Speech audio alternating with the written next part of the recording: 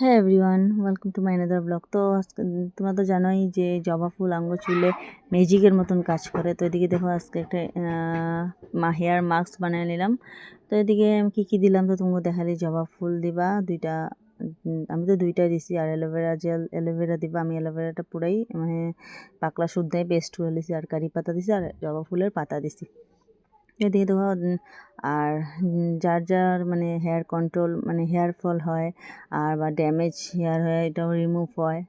আর হেয়ারটা silky হয়, bouncy হয়। জবা ফুল তো জানি সবাই ম্যাজিকের মতনই কাজ করে।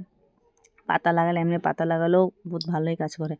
তো এদিকে আমি দেখো পুরা হেয়ার মাস্কটা পুরা অ্যাপ্লাই করে লইতেছি হেয়ার মাথাতে। তো আমার লাগাই দেবার কোনো মানুষ নেই, নিজে নিজেই অ্যাপ্লাই করতেছি। মারে গেছিলাম, মা তো রান্না বাড়া করতেছে।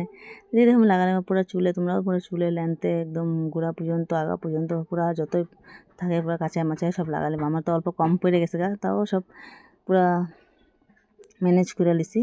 আর এটা হলো তোমরা সপ্তাহে একবার ইউজ করতে পারবো। একবার ইউজ করলে ঠিক আছে। আর টাইমেরও শর্ট, বানাইতেও বহুত ঝামেলা লাগে। এদিকে দেখো আমার পুরো চুলে লাগানো কমপ্লিট। তো আমি এখন চুলটারে বাইন্দা রেখে দেবো, মানে বাইন্দা 10 মিনিটের মতো রাখুন। আমি 10 মিনিট, আমার টাইম শর্ট দেখা, তোমরা 20 মিনিট রাখতে পারো।